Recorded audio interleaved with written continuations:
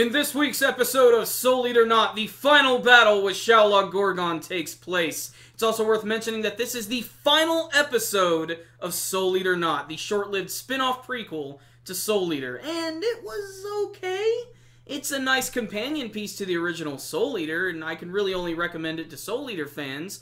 But the actual finale of the series was somewhat anticlimactic. I mean, don't get me wrong, it was still enjoyable. There was a ton of action, everything got sort of wrapped up in the story. Tsugumi even got to choose her partner, although it's pretty much what you'd expect. This episode, like I said, for the most part, is just a lot of action. Just getting to see a lot of cameos like Maka and Black Star and Tsubaki fighting against a lot of these scorpionized zombies that are being controlled by Shallah. And this, of course, leads to Anya and Tsugumi having to fight against Mei. Mei is still under control. She has a bladed arm. In fact, there's this one scene where she actually stabs Tsugumi right in the shoulder, and she takes it like a friggin' champ. But it is worth noting that they actually do get to use Dr. Sign's antidote. However, the application is hilarious. Yes, it's just another one of those Yuri undertones, and it's basically just an excuse to have Tsugumi and Mei kiss each other, because Tsugumi takes the antidote, puts it in her mouth, uses her sword arm to block all of her techniques, gets right up in that grill, and shoves that shit right down her throat. It's funny and ridiculous, and it's even more stranger the fact that the antidote actually doesn't work, and this is actually what leads to Tsugumi having her shoulder stabbed. However, this is where things get all cute and bubbly and kind of charming in a sense, because she starts to sing that song they were singing when they were planting those pumpkins, and this sort of snaps Mei out of this, but she's still able to hear Shallah. She knows where she is, and this is why they're able to combine all of their abilities together to hunt her down and have this final battle with Shallah, which is okay. I was just expecting a little bit more from Shallah. All she really does is create these little magical, like, alchemy circles, which shoot beams and shit out of them, and that's pretty much it. She also uses her hair in a few interesting ways, but for the most part, the coolest thing about this battle is the fact that Tsugumi, Mei, and Anya do a three-way soul resonance, and it actually works. I was sort of expecting maybe Tsugumi would break up into two different weapons, or maybe like a chained weapon that they could both use at the same time, but no, she just transforms into the same weapon she always was, and they both just sort of switch off in using her, and they transform her from an axe to a halberd, and it just sort of changes as they're fighting. But them fighting together is awesome, but they take out Shallah with this really strange technique where they're flying in the sky, and they call it the spring bird attack, and it kind of looks like some of the stuff that Mako was using in the original series, but it's clearly not as devastating, but it is powerful enough to actually kill Shallah immediately, because you can actually see her soul is hanging out at the very end, and that's pretty much it. I don't know, maybe I was just expecting a little bit more from the battle here, but the minute Shallah is defeated, everything goes back to normal. The dark sky becomes clear, everybody's happy, all the people who are under control are napping in the streets, and it's just an excuse to see a few more cameos. The actual episode ends with Tsugumi, Mei, and Anya confronting Clay and Akane, bringing up Shallah's soul and mentioning that they have finally teamed up together, and there's a little stuff in the credits just mentioning what happened afterwards, with Mei going to the hospital, Anya going back to see her family, and then them just eventually returning, seeing each other, and going back to school. There's also another cameo where we get to see Death the Kid finally teaming up with Liz and Patty. I was kind of hoping they would do another scene, maybe with Soul or Maka, or maybe something to, like, tie it into Soul Eater, like, I don't know, have like a newspaper hit the ground that says like Jack the Ripper's in town or something. Just something to connect it to Soul Eater. But no, it just sort of ends with them walking up the steps, getting ready to go to school. And that's pretty much the end of their story. I was hoping maybe it would tie into Soul Eater in another different way, or maybe something kind of drastic would happen. But let's get to that. This is the rundown. What did I think about this week's episode of Soul Eater Not? It was okay. It sort of just like solidified how I feel about the series. The whole series in and of itself, to me, is like a 7 out of 10. It's just okay. It's good for fans of the original Soul Eater anime series, but I really don't see myself coming back to it anytime. I mean, it certainly had a lot of funny moments and a lot of great horror references, just as the original Soul Eater had.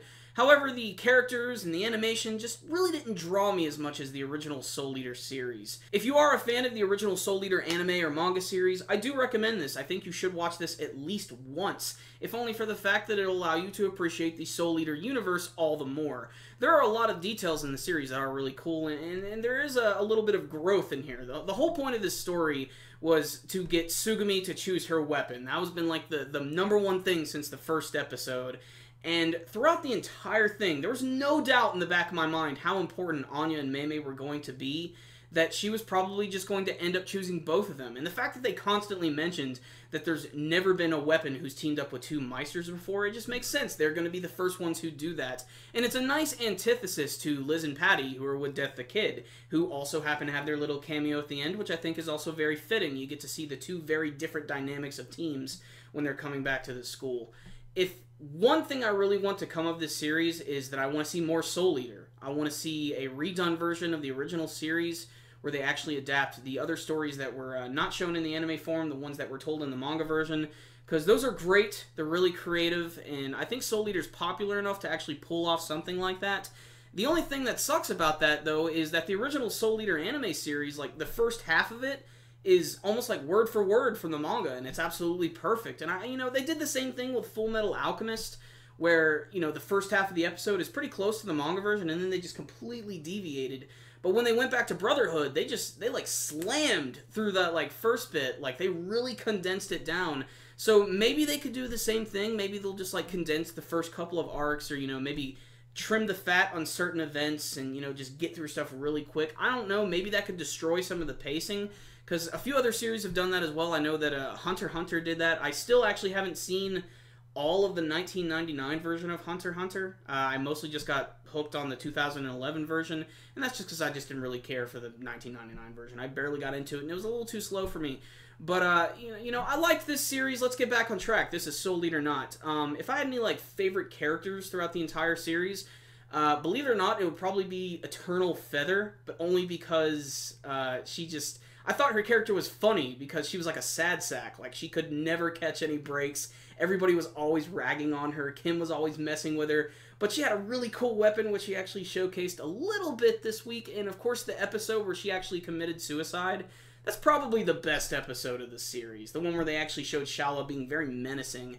Shallah herself is an okay villain. They really built her up quite a bit.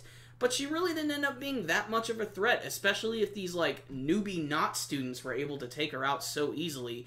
Keep in mind they were doing something new, I guess, with the whole triple soul resonance thing, but that's beside the point. I was expecting a little bit more from the sister of Arachne and Medusa. And speaking of which, it would have been really cool if they had a cameo in the series, just to see, even Medusa working as the nurse at the school would have been really nice. If anything, though, this was a pretty good finale. Like I said, if you're fans of the original Soul Eater, definitely check out this show. It's definitely got a lot of cool action, some funny scenes, a lot of bubbly, ridiculous Yuri fan service, and just a lot of cool cameos from your favorite Soul Eater characters. So it's definitely worth checking out.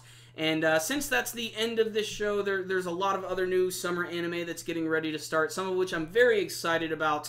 And some of which I'm definitely going to review on the channel, some of which include Space Dandy Season 2. I cannot wait for that. I've already seen promos for it on Toonami, and I'm already flipping the shit out. I'm also looking forward to the second season of Sword Art Online, because that's a series I'm sort of new with. I've only discovered it over the course of the last couple of months. But after watching the first season, I'm really, really looking forward to the second one, because the first one was just a visual showpiece, had a lot of really cool characters and some great moments. So I'm hoping to see a lot more from the second season. There's another one called Tokyo Ghoul, which just looks really badass. It's done by the guys who I think worked on Naruto and Bleach, and I just like the look of it. I'm just ready to see another cool, dark show, because maybe I was expecting a little too much from Soul Eater Not. It did go into some pretty dark territory, though, don't get me wrong. And hell, I might even check out the brand new Sailor Moon. Who knows? The sky's the limit. But if you guys have a brand new anime series that you guys want me to look at or review or maybe even talk about, please let me know with your comments below, because there's a lot of new shows that are getting ready to start, and some of them I'm really anxious about. So there it is. That is the end of Soul Eater Not. If you guys wanted to see some of my other reviews of the episodes, there's going to be a full playlist that you'll be able to find on our channel. I've reviewed every single episode of the series, and let's just hope this is popular enough to get some more Soul Eater in the future. So, final episode, I'm going to give it an 8 out of 10. I think there was a little more potential here for better animation, but for what it was a pretty good finale, and it wrapped up everything, and that's all that I have to say about it. So there it is, Soul Eater Not, final episode. Check it out, guys. Before you guys leave today, if you saw the final episode of Soul Eater Not, please tell me what you thought about it with your comments below. What did you think of Tsugumi's decision to team up with both Anya and Mei? And what did you think of the final battle? And do you want to see more Soul Eater in the future? Remember, guys, before you leave, hit that like button so you can give this video a thumbs up. Super easy to do, and it helps us out a lot. The best way to help us out is to watch our videos and subscribe to our channel. I'll make it real easy for you guys. There's a little button that's hanging out right above my noggin right up here. Just check that out. You'll also be able to check us out on Facebook and on Twitter. There will be an easy-to-click link in the description box below. So, guys, that concludes my review of the Soul Eater Not series. Super Kami Guru 9000. Out.